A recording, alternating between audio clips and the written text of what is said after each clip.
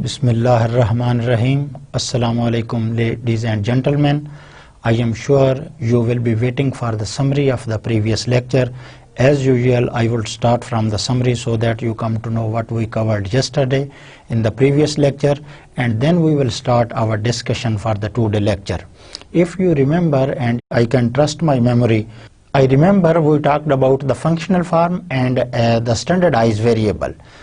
In the standardized variable, this is the problem of the multivariate regression model. Although we have not just learned about the multivariate regression model, but still we believe that most of the time if there are many variables in the regression model, then it is quite possible that the different variables come in different scales and measures.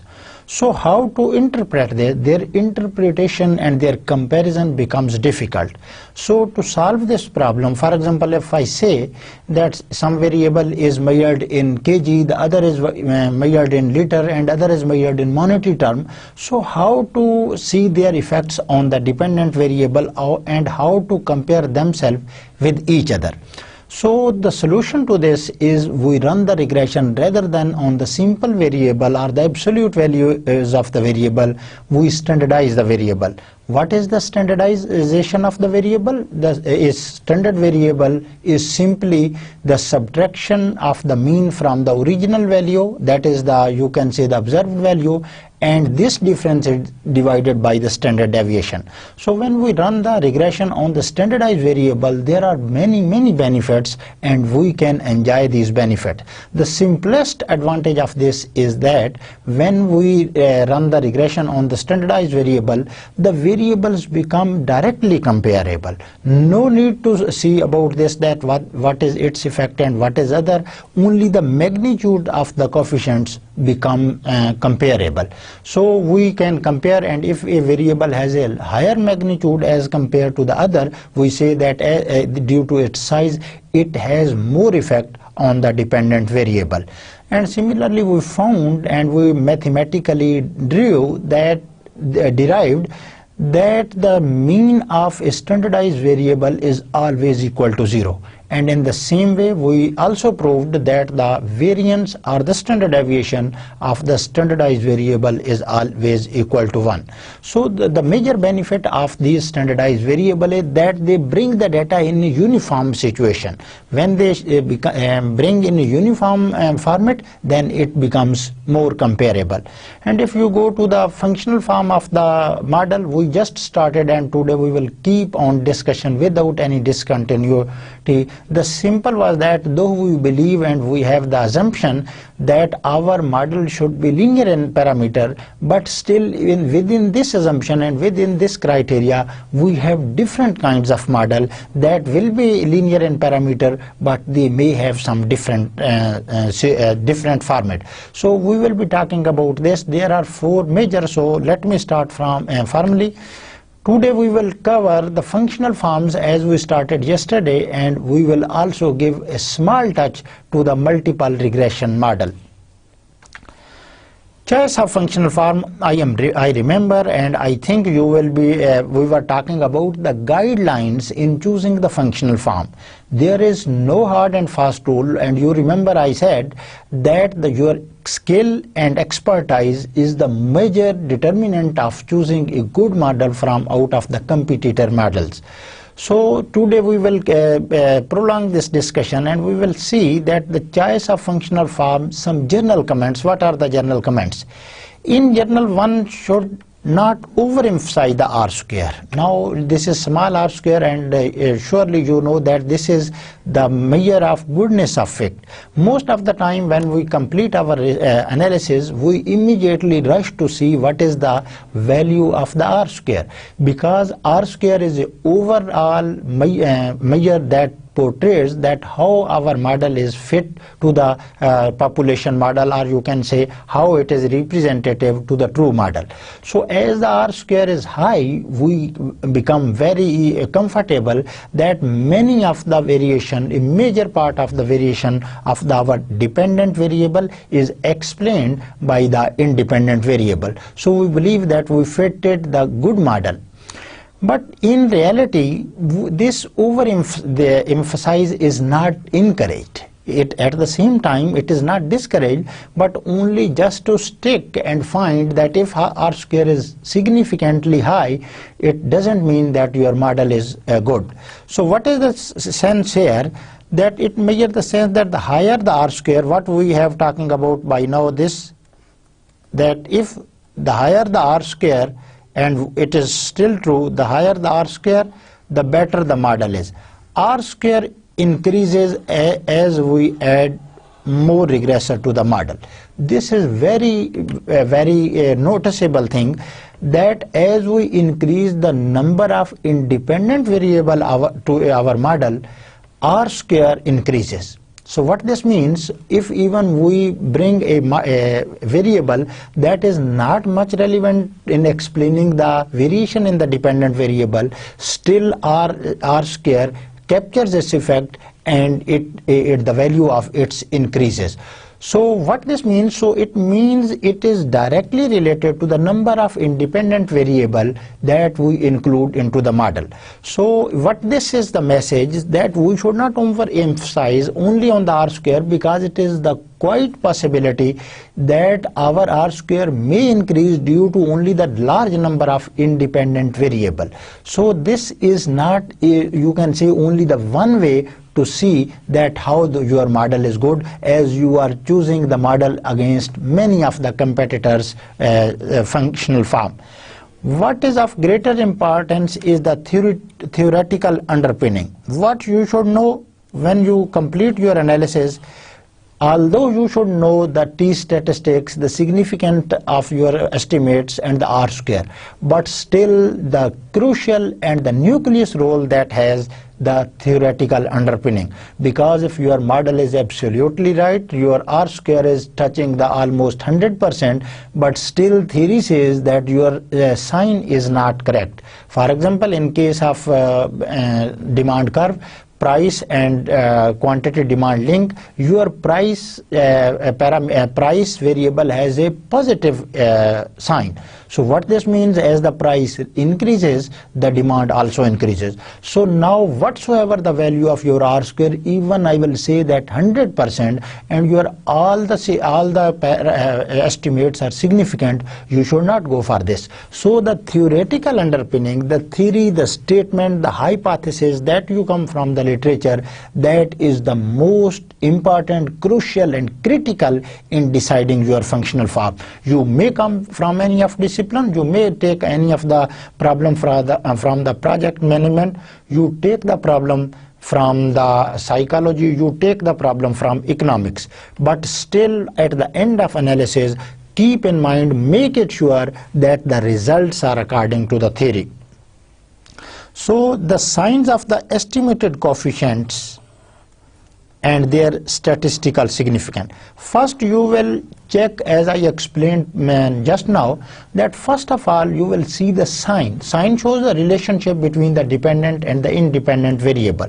It is clear from the theory that what you are expecting, because if I am running the supply and the price regression, I am expecting that this time price should have a positive sign, because according to the law of supply, we know as the price increases, the producers become encouraged and they are willing to sell their more commodities at the increasing prices.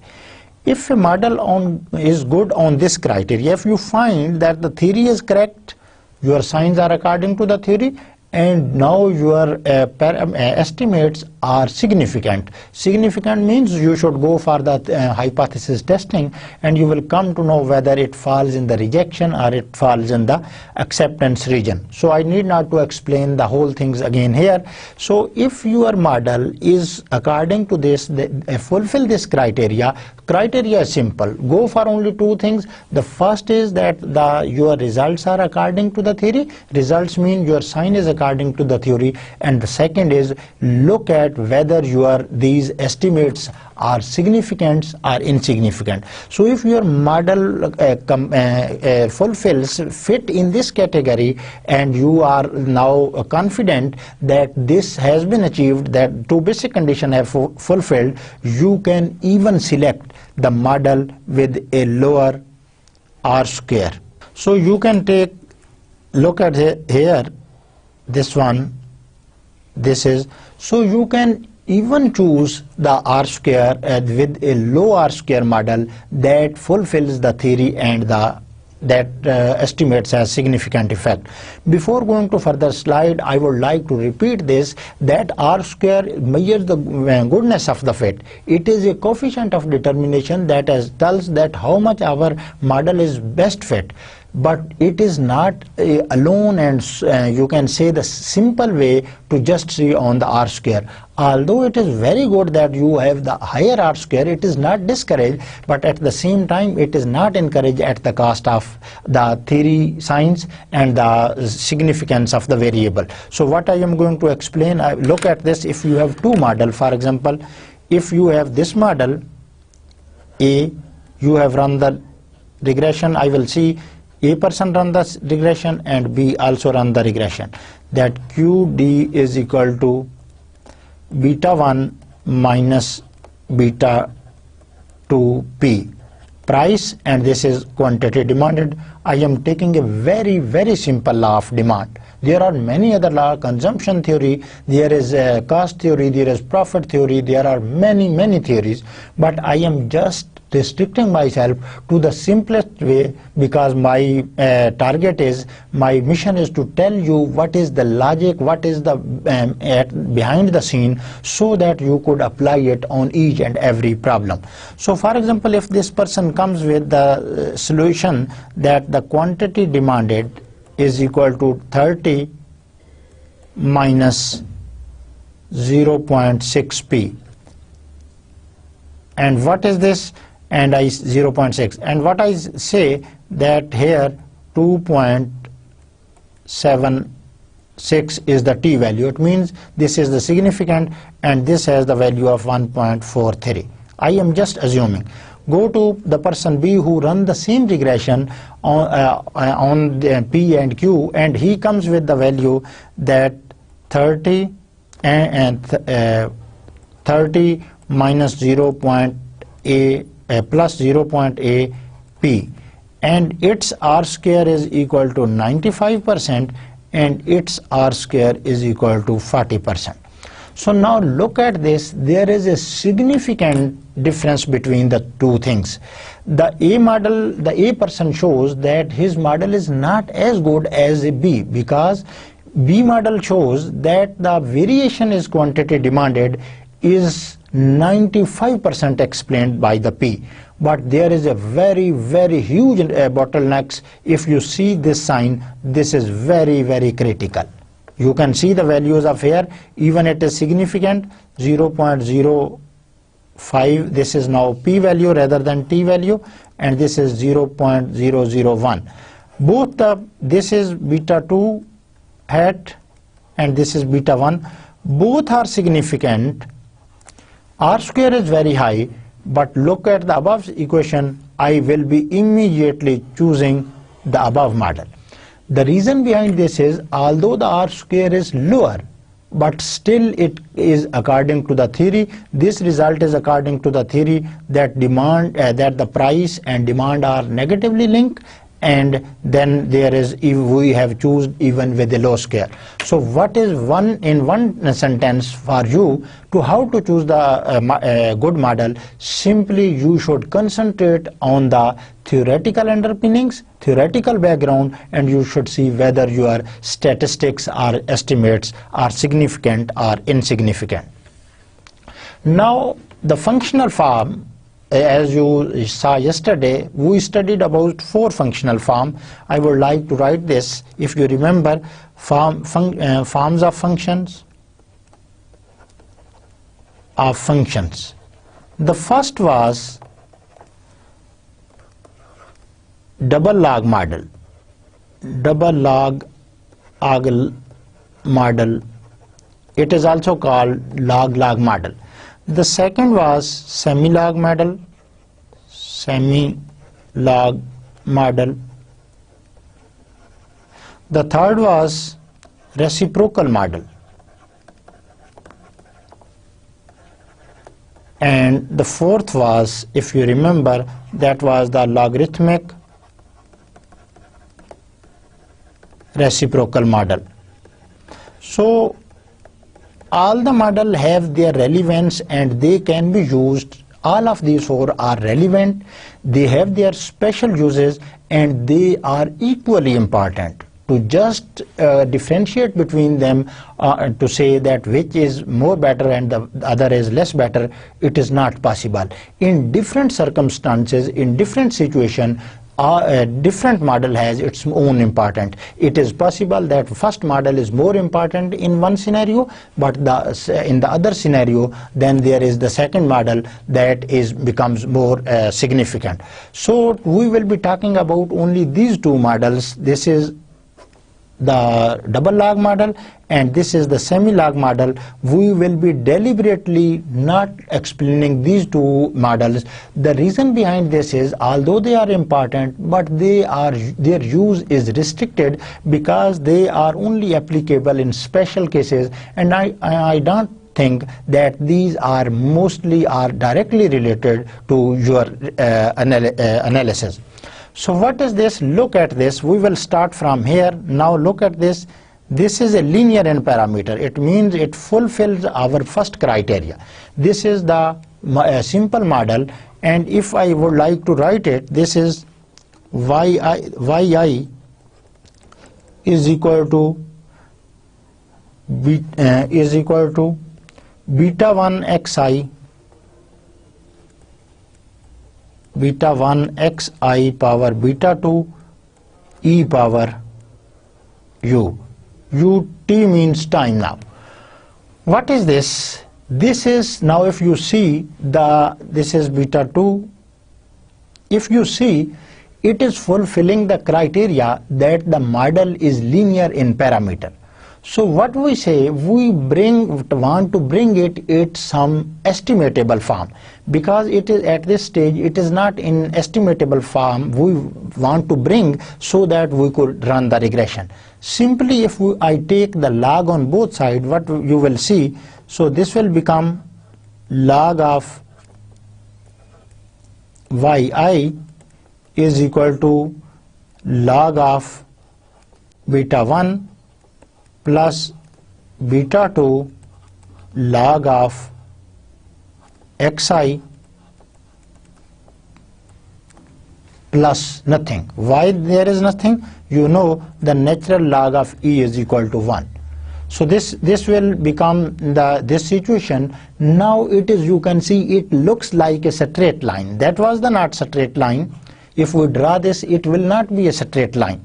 But if you see here, now you have just taken the log, and I have used here in taking log the power rule of the log, and I can believe that you know that what is the power log. So when there is the variable and the constant are in multiplication form, we use this law of log. So if I apply log on both sides, so this will become log of beta 1 plus the power will come first, log of xi. So I can further go, I suppose that this is alpha. It is up to me, I can suppose this. So I can write this model, log of yi is equal to alpha plus beta 2 log of xi. So the model has taken a new step, but still I want to more simplify it so that at the end I can estimate easily and I can see that what is its effect. So if I see that this log of y is equal to y star, it can be assumed, just notation, nothing something special, or you can say the complicated or something intensified. So just I am supposing that log of yi is equal to y star and it is equal to alpha plus beta 2, and I suppose log of xi as I suppose log of yi, I say that this is beta 2 xi star. So now your model is in estimatable form. What you will do, you have if two variable x and y. Look at this. What you will be doing now? Now you will be taking log of xi, log of x, and log of y. So now rather than running the regression y on x, you will run the regression y star on x star, and simply y star is the log of y and x is the log of x star is the log of x. So if you look at there, we were at this stage. So what is this? Here we added, and I think we skipped that. This is the ui is there. The ui is there because the log of e is, if equal to 1, it simply becomes ui. So this is here and this is here. So now we have, this is the situation, and what is mean? Now we again apply the OLS, ordinary least square method, to estimate alpha hat and beta 2 hat. So look at this. Now our parameters are alpha and now parameter is beta 2. So if I run the regression OLS, and I will find the values of alpha hat and beta 2 hat. This is and beta 2 hat. So I can find these values of this. So when I will find these values, this model has some specific characteristic. So this model has some of specific feature. It is not now interpretable in the sense as it was previously, because now if you see that the log is on the both side, so what will happen? Nothing will happen, but the only interpretation will be changed, and this interpretation will become very, very interesting as you will go through, and it now measures the elasticity. Rather than look at the your previous model, for example, this was, I would like to write again that y is equal to 10 plus 0.6 x. This was our simple model. How we do interpret? Now this was that if there is 1 unit increase in x, there is on average 0.6 unit increase in y, because there is positive sign. If negative sign, I will say one increasing and the other is decreasing. So what this means, this was the previous situation. Now the scenario has changed. Now rather than y and x, now there are log of x and log of y. So what they see, the salient feature, the fundamental, the basic and the crucial, critical feature of this model is that it measures now the elasticity. It now do not see the absolute simple relationship between the variable, but it measures the elasticity. I think you are now worried about what is the elasticity. Elasticity simply is equal to, this is elasticity. Elasticity is equal to percentage in y, percentage change in y with respect to, as a result you can say with percentage change in x. In this model, that is our most simplest form of the model, we simply interpret the results. But here what we are doing, I am saying that when you are using the log model, double log model, when you get the result at the end, you should be extremely smart that you could interpret your result, because if you will interpret the result in the same way as you did in this case, the results will convey a different message and your interpretation will become totally ridiculous and it will be totally against the theory. So you will have to see that in which form your variable are. So now you are, if you look at this, this is x star and y star are now, this is log of y and this is log of x. So what this is, it simply sees the elasticity between the variable. And what is the elasticity? Elasticity measure a percentage change in dependent variable as a percentage change in independent variable.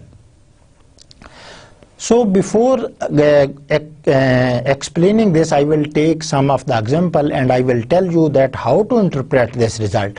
Keep in again mind that there are very sophisticated software that if you are expert, you will immediately come with the regression analysis, you will come with the results, but it is unable, these all statistical packages are unable to explain the theory. So you are the researcher who have to decide, who have to interpret, who have to explain these words. So you should be very careful and very strong in interpreting the result. Anyone can help you just running the regression, even a person who doesn't know the theory, only he knows the how to run these statistical packages, even he can help you, but ultimate task fall on your shoulder. And these are the you people who are responsible for correctly interpreting the result. So that's why I am concentrating on this, because most of the time it is noticed that the people are very expert in running the regression, but at the same time when there is interpretation it becomes poor because they are unable to interpret. They interpret all the functional form in the same way. So there is a difference. You should, when you are in your, for example, when you are, there is the temperature in minus, you should explain it a different way, and when you see that now the mercury is increasing at more than mercury is running greater than 50, so scenario as the scenario changes, the variable definition and the interpretation becomes changed. So before going to the next procedure, I would like to tell you that there are three kind of changes. What is the first is the absolute change, the second is proportional change, and the last one is the percentage. So what is the first, I would like to, what is the absolute change? Absolute change is simply that this absolute mean total, that this is the xt now mean, t means time, that the value of x variable on time t minus xt minus 1 in the previous. So what I say, if your money in your pocket is today is 100 and it was 80 yesterday, the total and the absolute difference is 20. So you are using this absolute in plus minuses many of the time. So you are very comfortable with this. But now as I am saying that the elasticity, so it means now a bit there is a definition is changing, the explaining and the interpretation is changing. So I would like to say what is the relative change or proportional change. Look at there. So what we say that the proportional change is equal to xt minus xt minus 1. Now it is absolute change. When we want to make it proportionate, we will simply divide it the previous from where we started. So this is the formula for the proportional change. For example, I can further simplify this, that this is xt over xt minus 1 minus xt minus 1 over xt minus 1. And it will simply become xt over xt minus 1 minus, this will cancel out and this is 1. So this formula is used to find the proportional change. Proportional links you with the original or the previous or the fundamental value. I would like to go again from the same your pocket money. I know you have the pocket money. So what this means, if I want to now measure the proportional change rather than the absolute change, so this will become, this is your XT now. Today you have income of 100 rupee. Previous day you have 80 and it is divided by 80 that you have yesterday. So it will become 20 over 80 and ultimately it will becomes 0.1 over 4 or 0.25. So this is the proportional change. And if I want to see the percentage change, the only I would multiply this proportional change formula with 100. So your percentage will change is percentage change. I would like it in notation. This delta shows that this is showing the difference between the values. So what this means, it is here, and you can now see that again I would like, this is your XT today income. This is your pocket money of the previous day and it is divided by 80, and now I want percentage change, that how much percentage from 80 to 100 is, I will multiply by 100 and it will become, as you solved at this stage, it will become 1 over 4 multiplied by 100 and it will become 25%. So from yesterday to today, the increase in your pocket money is 25%. So this is percentage change. The absolute change says that is 20 and the proportional change shows that it is 1 by 4. So these are three things that are necessary to learn about the elasticity. So now I think you have captured the idea of this. I would like to give some example and then I would like to interpret the results. So while exemplifying, most of the time we are concerned with the very general and you can say the common example. If you look at say here, you can see that this is in the log form and you estimated, rather than writing it in star form, I took it as only in the form of log so that you could understand it easily. And if you see here, your x variable now, that is, I will tell you what is this and what is that. Simply suppose that this is your x variable and this is your y variable. So what is this? This is EX mean expenditure and DUR mean durable goods. There are two kinds of goods, durable goods and the perishable goods. I can make sure that you know the difference between this. So this is the personal consumption, PCEX, personal consumption expenditure. Now you have run the regression taking the personal consumption expenditure log and the expenditure on durable goods. Now expenditure on durable goods is now your dependent variable, that is your y variable. So what is this? Results are there. If you look at this, now this slope coefficient measures the elasticity. It is not a simple coefficient as in was our previous example. If I go back to this, it is not as simple as if I remember that this one. Look at this 0.6, because now it has been calculated from taking log on the both side. So now this is the slope coefficient, that is now beta 2 hat, and it now measure the elasticity.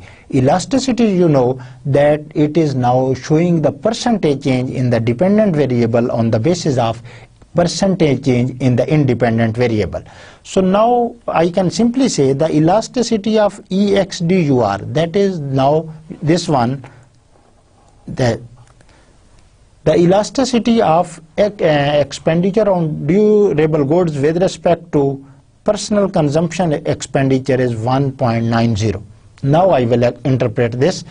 It suggests that if total personal expenditure goes up by 1%, if your total this personal expenditure goes up 1%, there is on average 1.90% increase in the expenditure on durable good.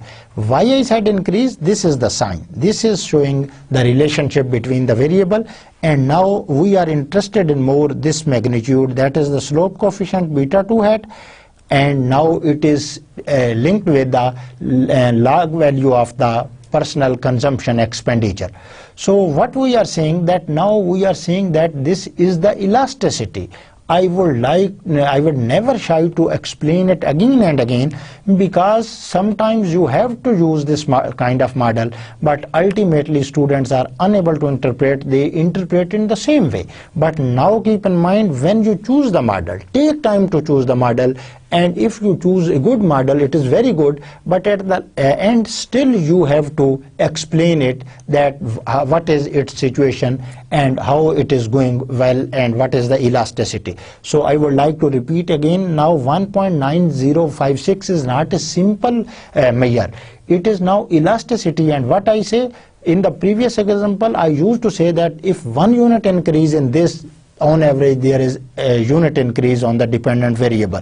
Now I am going away from this situation, and I am saying that if there is 1% increase in the personal consumption expenditure, then there will be on average 1.90% increase in the dependent variable.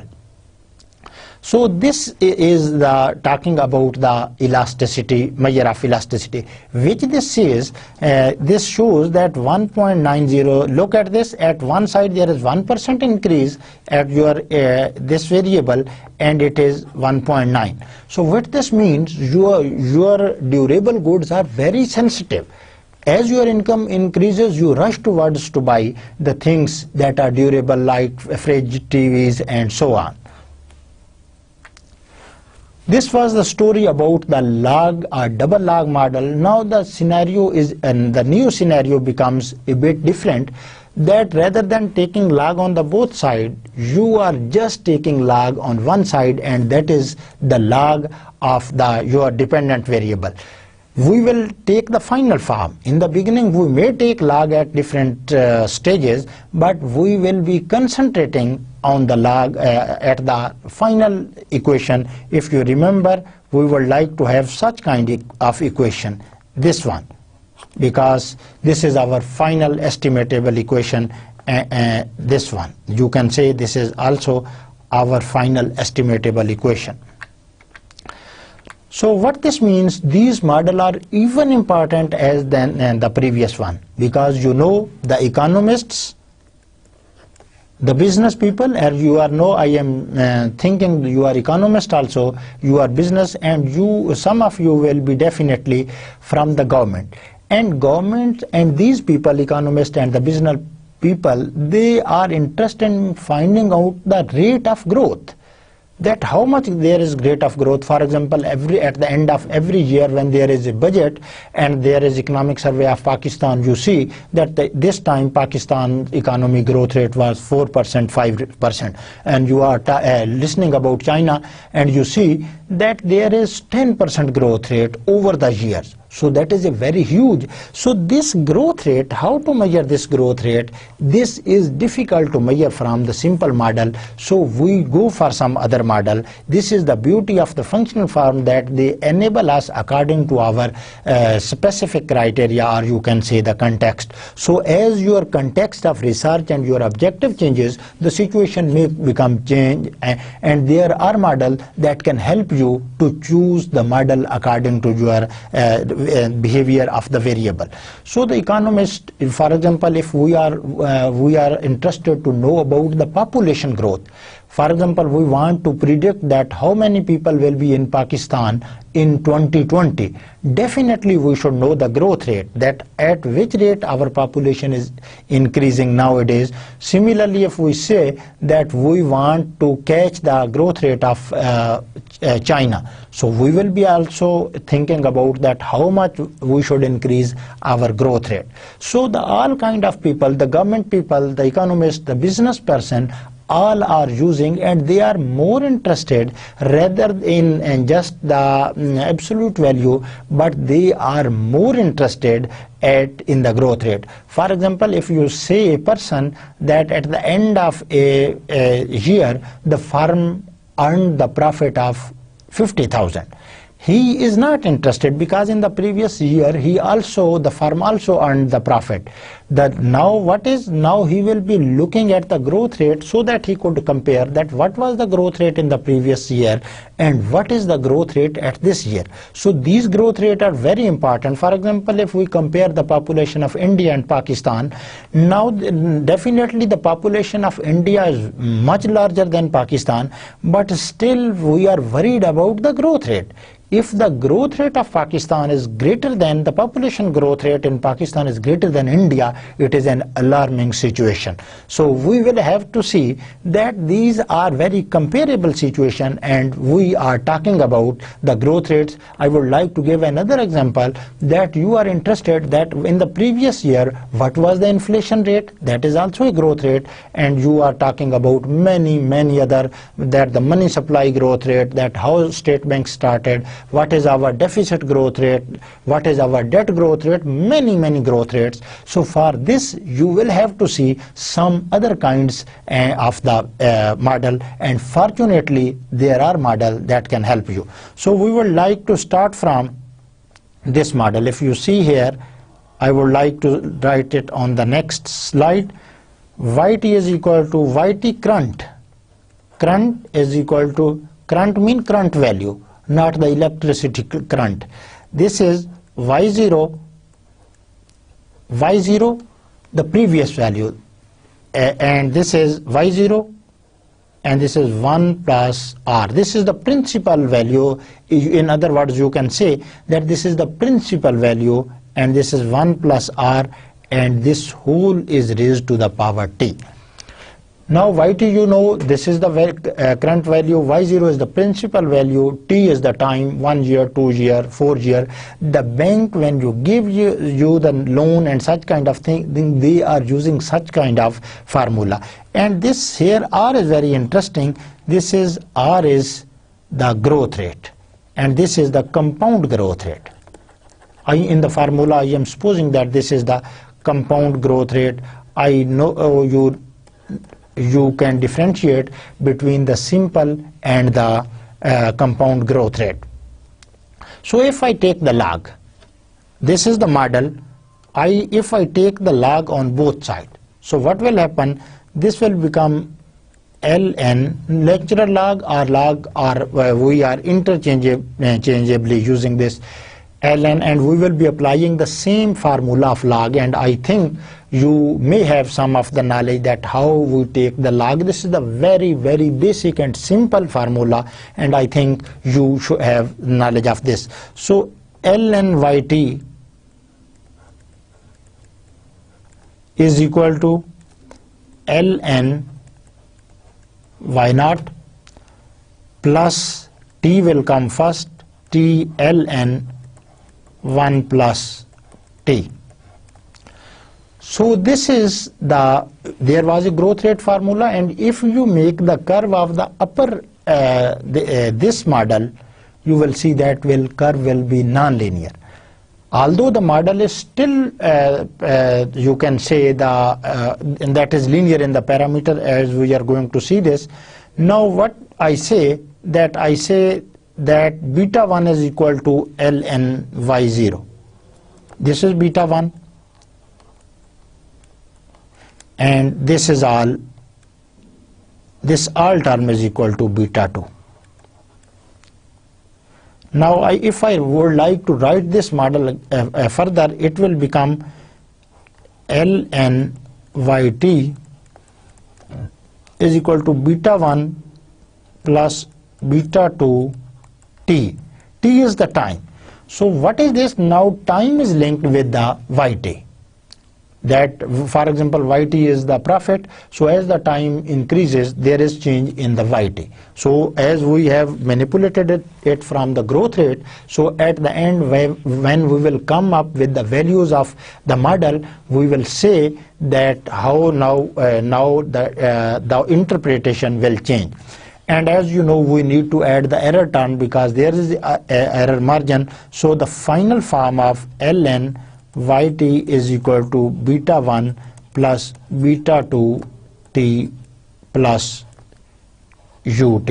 T means ui, whatsoever you write there. So, and here you can see that the beta 2 is equal to this one and this one. Now this is a semi-log model. If you look at this, your only dependent variable is in the log form, but your no independent variable, there is only one independent variable, that is the time, that is not in the log form. So now we can, if we run the regression and see, then when there will be result, their definition will be totally different from the previous one.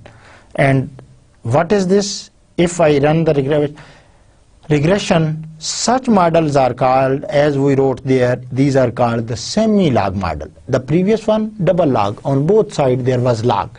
But we started from here the log, but we ultimately, the final, you can say the shape of the model is that only on the left hand side your dependent or the regressant is in the log form, and your t, that is now the only single independent variable that is not in the log form. I suppose you run the regression this. So what this means, now it is a model in which regressor is logarithmic. Look, go back. Your now regressant is in logarithmic form. So what is this? Will be called a log linear model. Look at here. Now very simple definition for the log linear model, that if the regressant, the dependent variable, you can say this is the predictant left hand side variable, if it is in the logarithmic form, then you will say that this is the semi half log model. Interpretation. We are not concerned about many of the mathematics and statistics. Our ultimate role, because I assure you there are software that can, if you give the data, they have the potential to immediately solve this, analyze the data. But ultimately when there will be the regression beta 1 hat and beta 2 hat, you will have to interpret these results. So what is this? The slope coefficient. Now look at this. Here now this is the slope coefficient, beta 2. This is. We will take its value and explain it. So you should wait for something. So what is this? The slope coefficient measures the relative change. Not it is now the elasticity, not it is the absolute change. It is, what is this? Now it measures the relative change in y, where the log is, for a given absolute change in y. This is very, very interesting, and I think you have immediately got the idea. The idea is that, look at the model previously. Log is on y side. This is in, there is no log. This is simple. So now what is this? This is the proportional change is measured as an absolute. यहाँ अब बिल्कुल बात simple है. As an absolute change in the independent variable, that is the t. So beta 2 what measure? This is relative change in regression. Regression में relative change है आपकी, and you know what is the relative or the proportional change. I explained it with the example. And it is with respect to the absolute change. This is very interesting that here there is a different. Look at this word and look at this word, that and in the numerator it is relative because there is a log on the dependent side, but on the denominator you can say that there is the absolute change. I think you will get the further idea from this regression. Suppose we run the regression that there is expenditure on services. You make expenditure on daily basis on the services. For example, what are the services? You are going to utility bills, many other traveling, whatsoever, many things. So if this is equal to, you run the regression, and which regression you run? You run this regression. This one, that is the simplest regression. You run this regression. And what is the now result? Results are there. This is now beta 1, beta 1 hat, and this is up to before t up to here, this is beta 2 hat. This is the standard errors, and this is the also standard error. We are not by now interested in the standard error. So now how to interpret this? It is not as interpretable as our first model, not the second model that was double log on both sides. Now what is this? Expenditure on services. These are the expenditure on services increased at the rate of 0.73%. Now it is showing the growth rate, and growth rate are in the percentage. So what is this? That your expenditure, and I have taken, I suppose that this have been taken from the quarterly data. ये जो आपकी regression run हुई है, ये quarterly data rather than on the annual data, I assume that it is on the quarterly basis. So what is this? Expenditure on services, that is your dependent variable, and it is on the log form, that is I am using the percent, increased at the rate of 0.7343% per quarter. So this is the now the interpretations of this model. And if you go further, because it is on quarter basis, and if you want to take it the annual growth rate in Y, because this is showing the growth rate in Y, percentage change, that is the growth rate. So what is this? This is showing the growth rate, and if you our data is quarterly and the value of beta 2 is this one, if we can convert it into the annual growth rate, and you know there are 4 quarters in a year, this is 0.743, and if you multiply it by 4, it will become of this kind. So this is, look at this, so roughly this is equal to an annual growth rate of 2.97. So what was this? Whether it was this is, you can say, the expenditure on services. So a change, a growth in expenditure on services is increasing 2.97% or 3% growth rate. If you look at your data, you can say, you can run the regression, and you can check your own behavior, that what happened on utility, education, whatsoever you need here. So before going further, I would like to give you that what we did here. We showed that by now we have talked about the two kinds of model, the double log model that gives the elasticity, percentage change in dependent variable with respect to the percentage change in the independent variable. But here in the log linear, this gives the growth rate of the dependent variable, because our only dependent variable is in the log form and independent variable is absolute form. So we will say that as our independent variable changes, it brings a percentage change, increase or decrease in the dependent variable. Now we are jumping into the ocean, and this is a very, very vast and very long topic. Although we have set the stage for these purposes in the bivariate regression model, but still now this is more applicable. We will study this. So new topic is starting, and that is the multiple regression model. What is the multiple regression model? Before going to multiple regression model, look at this, that the bivariate model means that you studied up to here. Simply if I would like to write it, it was yi is equal to beta 1 plus beta 2 xi plus ui. This was the simplest, and the bivariate two variable model, one independent, the other is dependent. It is inadequate in practice. What this saying here, what we are assuming here, if you look at here, we say that our y variable is only dependent upon one independent variable. This is very, very confined and limited and restricted definition of the y. So in reality, it doesn't happen that your dependent variable is only dependent on one variable. It may be, in rare chances it may happen, but most of the time what happens that your dependent variable is dependent upon many of the independent variable. So the regression model is not only confined to two variables. So up till now we talked about the bivariate, we saw the formula, we derived the formula, we saw the R square, many things that was only a setting, we set the foundation for you people so that you come to know that what is the regression and the basic concept. Now we will not going into the assumptions and some such kind of thing. The assumption will remain the same. We will just extend our regression analysis and we can extend it to up to 100, 200, 2 million explanatory variable.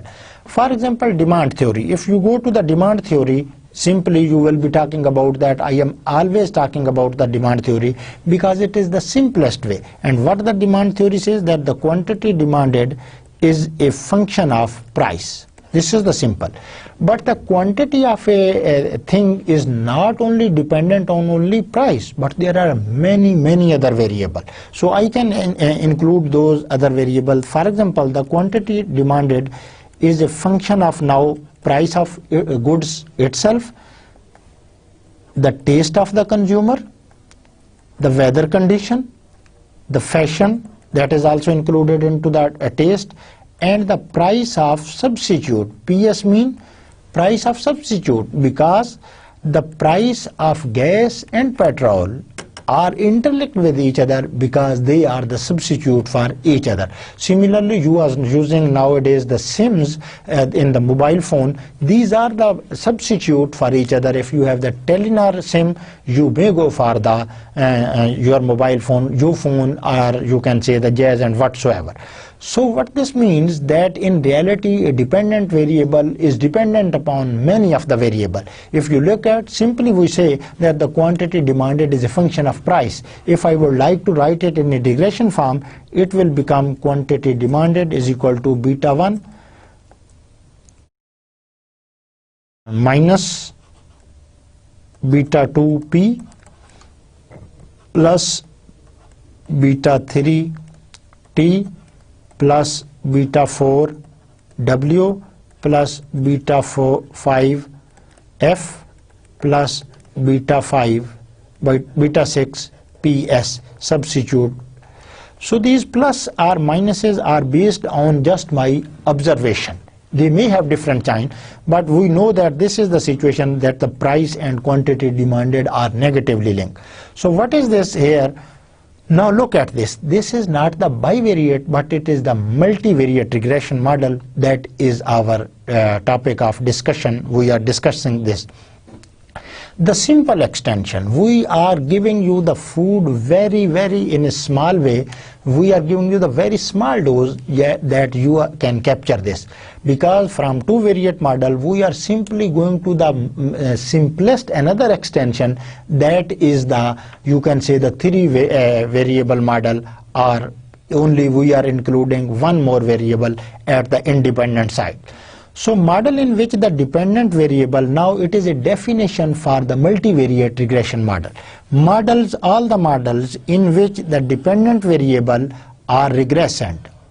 I remember that I had said that I would like to use different names for the dependent variable, and I would say the regressant, the dependent, or you can say many other. So Y depends on two or more explanatory variable. Here we have taken more than two. If you see, here we have taken more than two variables. So what is the definition? Models in which the dependent variable are regressant, Y depends on two or more explanatory variable, is called multiple regression model. Three variable regression model, we will be talking about its notation and such kind of thing, and then we will go further. So the general form, now we have just confined ourselves, although we are entering into the domain of the multiple regression model, that is expanded topic as the universe, because you can include many of the independent variable, need not, I think I am overemphasizing, and there is the repetition of this that I am saying again and again. So what is the general form of this three variable model. So the general form of this is, if I would like to look at here, I would like to write this, that is yi is equal to beta 1 plus beta 2 xi plus beta 3 x3i. This is x2i. You will be thinking that where is the x1i? We are just matching beta 2 with x2. So that's why where beta 3 we are saying x3i plus ui.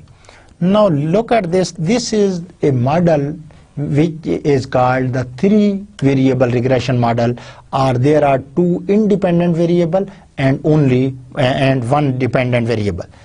The coefficients are now you can see there are two coefficients. There are three coefficients.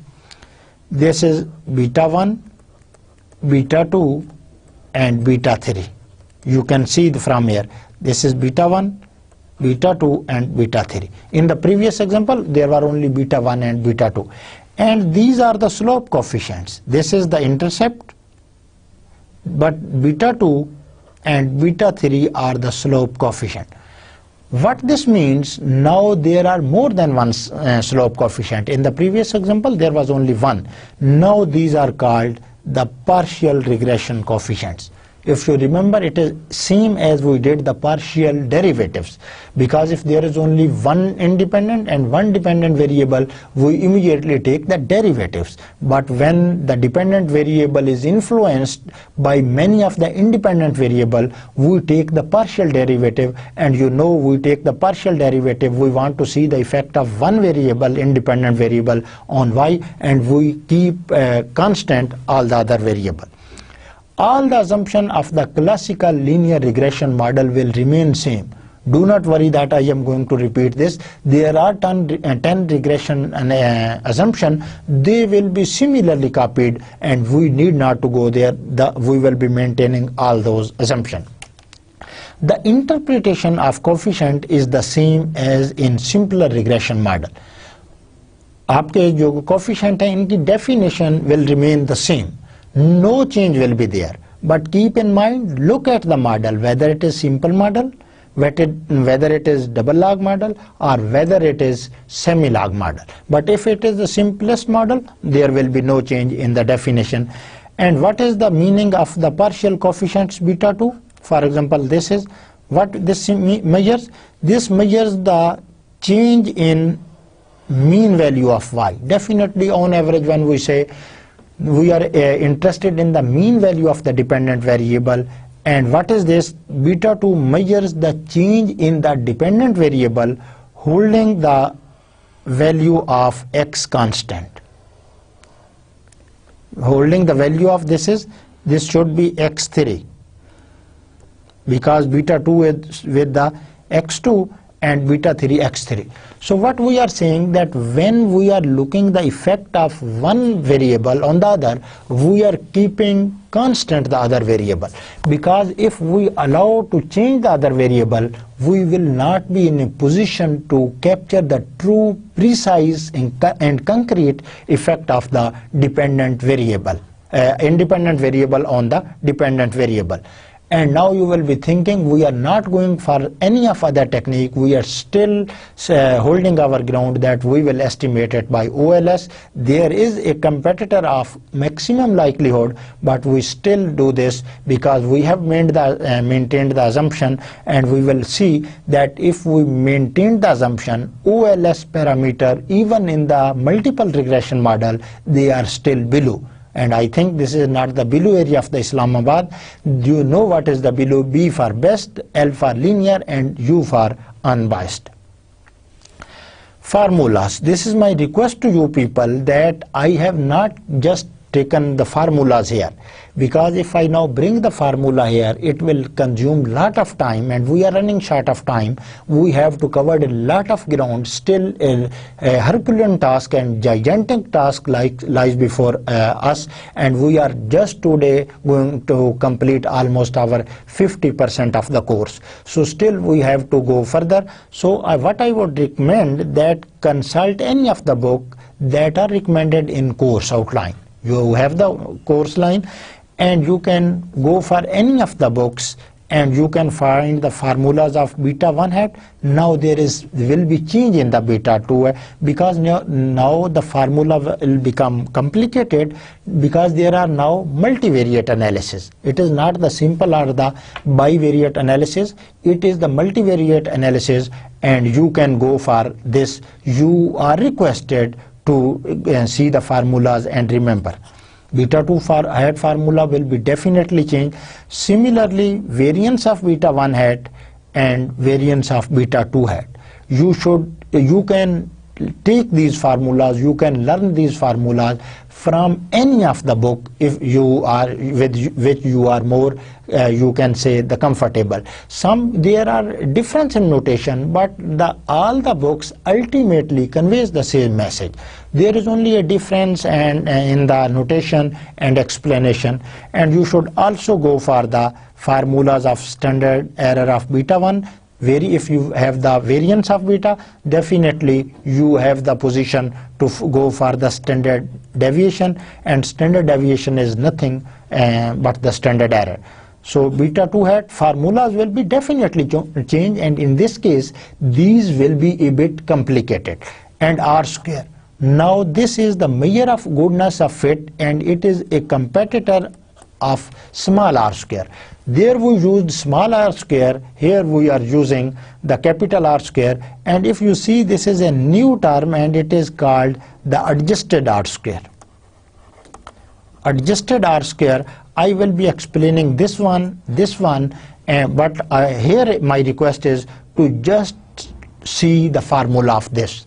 These all parameter I have wrote here. So this is enough for today, and I would like to give you a very quick and precise summary of today's lecture. If you remember, almost 1 hour before, we started our discussion that what is the functional form and what are how to choose the functional form of this, and then we started the multivariate regression analysis.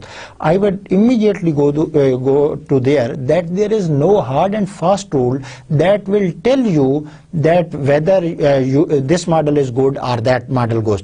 Most of the time, I would like to give you now general hints that most of the time people are running behind the higher R square. Definitely you know that the higher R square says that your goodness of fit is much better as compared to the other. It is a good criteria. I will also encourage this, but at the same time you should have any critical eye on the values of the on the sign of the parameter, because it links the variable according to the theory, whether it is the sign is according to the theory or the sign is against the theory. And you should, after this, you should go for the, you can say whether your parameters or the estimates are significant. If you think that your parameter estimates are significant and there is a higher R square, then it is good. And if you think it is according to the theory, you can choose this model. But never compromise on the sign of the theory at the basis of the higher R square. So what is my message? You can even select a model which has the lower R square, but the signs are according to the theory and the coefficients are significant. Then we went into another domain, that was the functional forms. We talked about only 2 functional forms. The first was the double log model, the second was the semi-log model. My only one sentence message is that in both cases only the interpretation of the slope, I am saying the slope coefficients become different. In the double log model, it is now become simply the elasticity, and you know what is the elasticity, that now it measures the percentage change in the dependent variable on the basis of the independent variable. In the semi-log model, we saw that now there is only at one side there is log, and what is this?